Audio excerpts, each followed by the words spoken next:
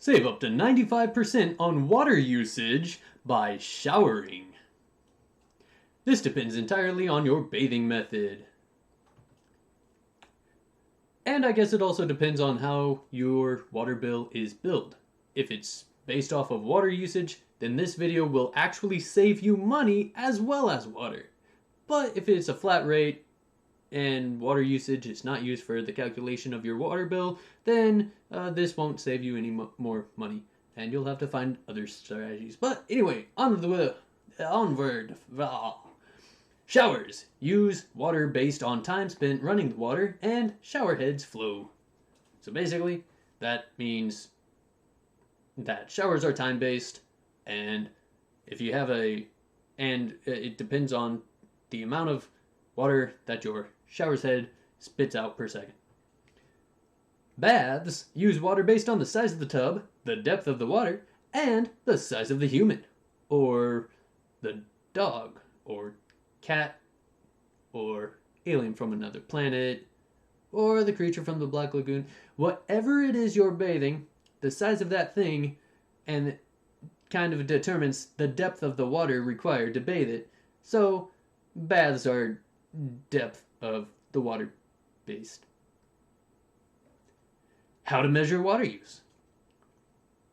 First, you want to plug the drain before turning the water on.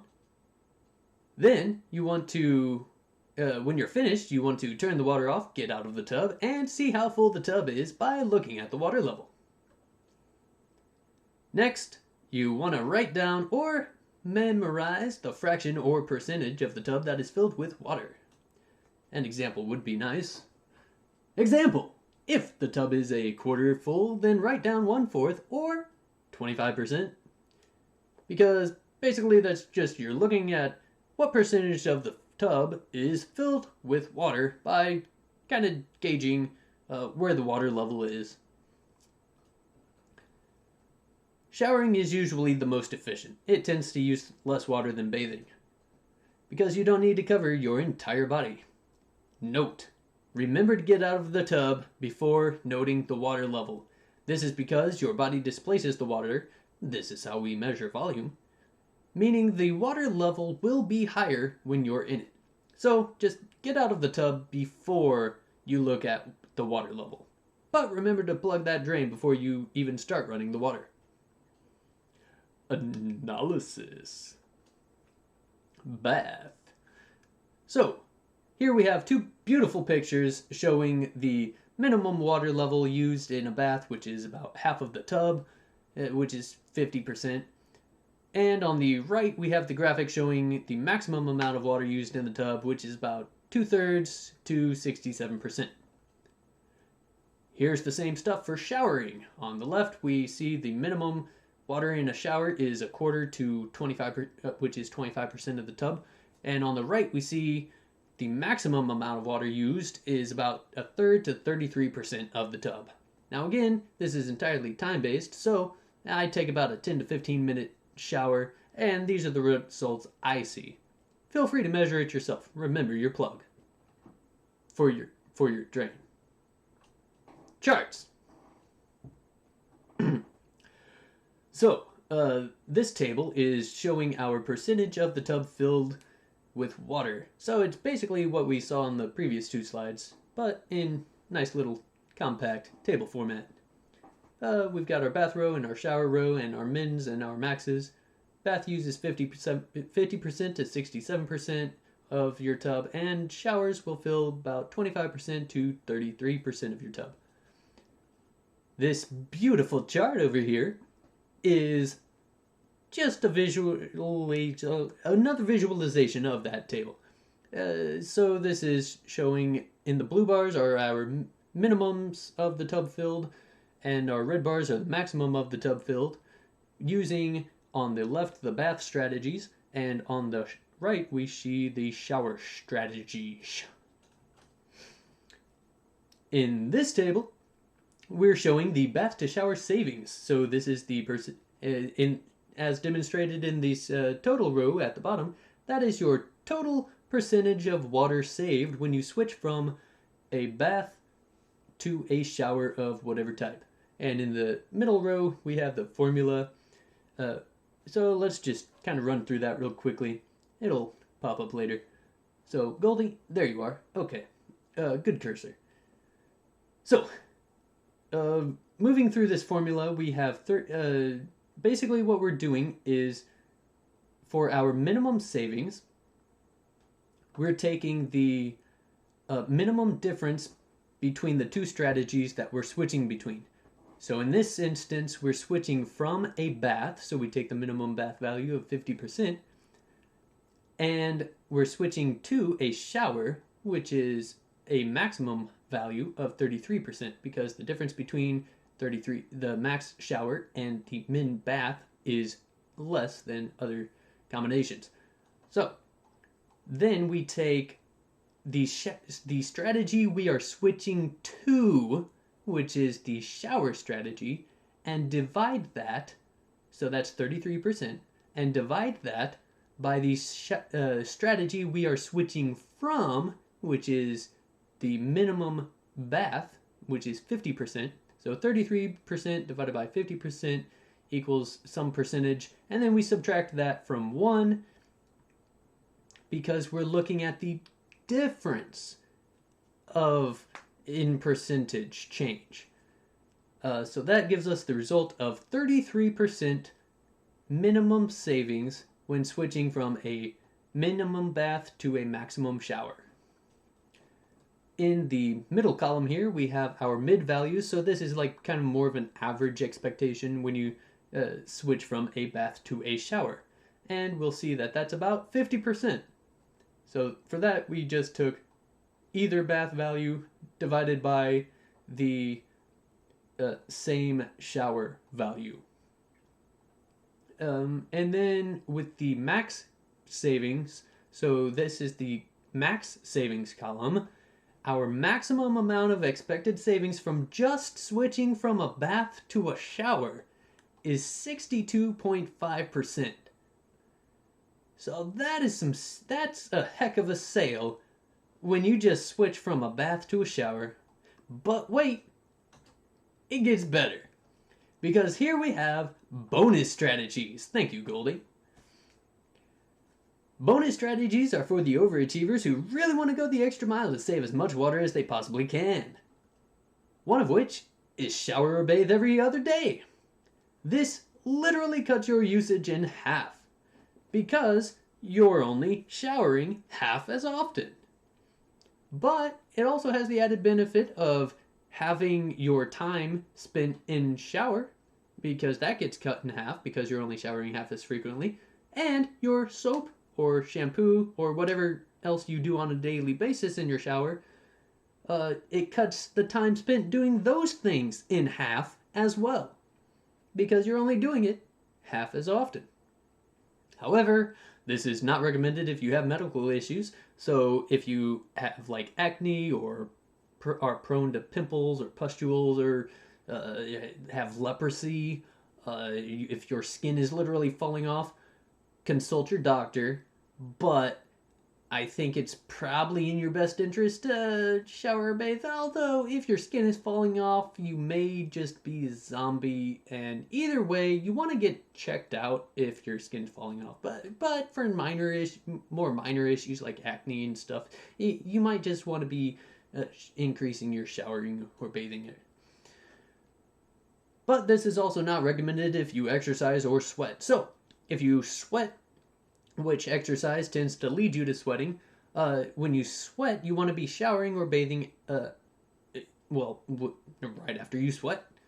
Because when the sweat dries up, it can leave behind this residue of salt and minerals that can get stuck in your pores and clog your pores and trap bacteria in your pores. And when bacteria get trapped in your pores, they will tend to grow and fester and create zits and pimples and pustules and ulcers and leprosy. And as we saw before, if you get leprosy, then your skin starts falling off. And if your skin's falling off, at that point, you're basically a member of the Undead Society. And you don't want to be patient zero in a zombie apocalypse, because then humanity will probably not like you. So it's just not in your best interest to become a zombie, as people, it's not good for your survival. Not that you care about what people think about you, but you should probably care about surviving. Maybe you don't. I don't know. Whatever. The point is, if you sweat, you should probably shower. This is not recommended if you're dirty. That's because if you're covered in dirt or grime or ooze, you might not have medical issues, but they will probably lead to medical issues because that stuff probably it will clog your pores at least as much as sweat does. So, if you're dirty, bathe or shower every day. Or at least right after you're dirty. Anyway, moving on. We've got not recommended if you stink. Yep. If you stink, I mean, okay. So if you stink, you definitely want to shower because if you stink, that means you probably have like bacterial growth on your body, which is probably a medical issue, or it could be caused by sweating. But there are other reasons that you could stink. So reasons include like if you eat a lot of garlic or onions or other delicious and tasty and pretty healthy foods, but they can alter your biochemistry, which will alter your body odor, and that's, what can stink. You could also stink if you were sprayed by a skunk. Skunks have a aroma that they can spew out of their the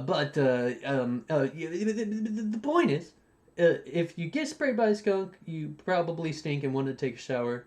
Or if you are a skunk, you probably have a natural musk about you, and you'll want to shower or bathe in that case as well. Another strategy you can implement is only turn the water on to rinse. So that means instead of letting the water run the entire 10 to 15 minutes that you're taking a shower, you could turn the water off, wash yourself, and then turn it on at the end for like a minute or two to just rinse off all the soapy scum and dirt and grime off of your body. This minimizes your water usage because instead of letting the water run for 10 to 15 minutes, you're only letting it run for about 1 to 2 minutes, which is about a fifth of the time. It is inconvenient for people who don't like searching for the water knob with their eyes closed because soap will burn their eyes if they open them. So yeah, you've soaped yourself up, you got soap on your face. If you open your eyes, your soap gets in your eyes and burns your eyes out of your skull. So, you gotta keep your eyes closed and then start hunting for the knobs. Basically blind, but it's doable, just an inconvenience. Also inconvenient for people who struggle turning the faucets with soapy hands. Again, you've washed yourself, you got soap all over your body, including your hands. So now, when you go to turn on the knob, especially if your knobs are hard to turn on, then you're just slipping and sliding all over the knobs trying to turn them on, and you might have to squeeze harder to try to, move. The point is, it's not very convenient, but doable. Maybe try to keep one hand soap free during the shower. Oh, just suggestion. Moving on. Bonus charts. I recognize this table from earlier. This is the percentage tub filled with water table, except we've added the bonus strategies to it. So, and we still have our minimum and maximum column.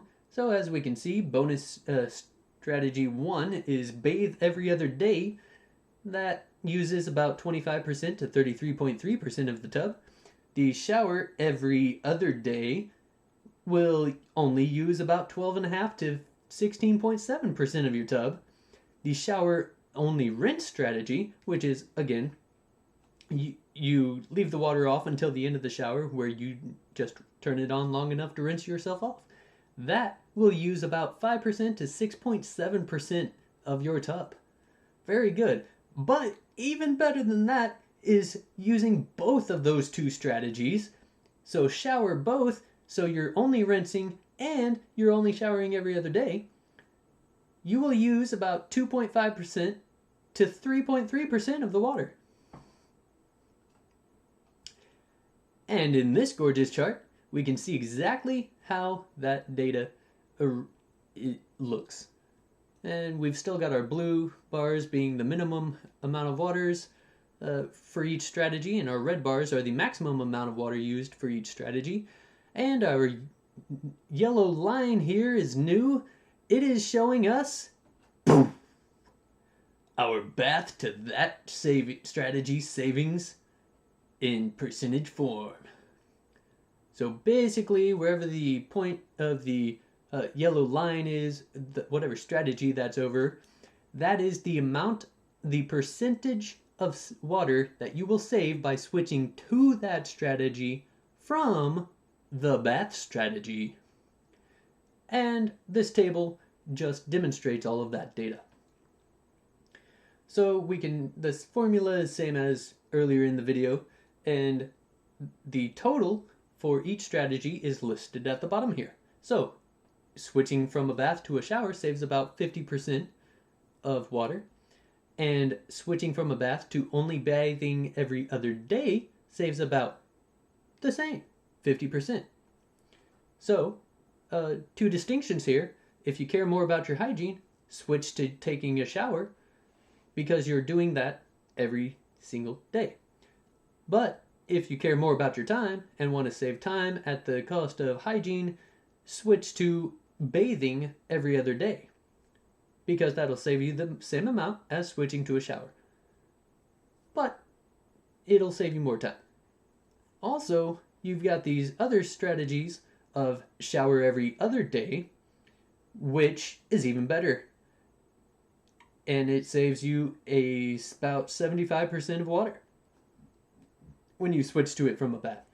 And you have the rinse strategy, my personal favorite, because this maximizes your hygiene because you do it every single day, but it also saves 90% of water.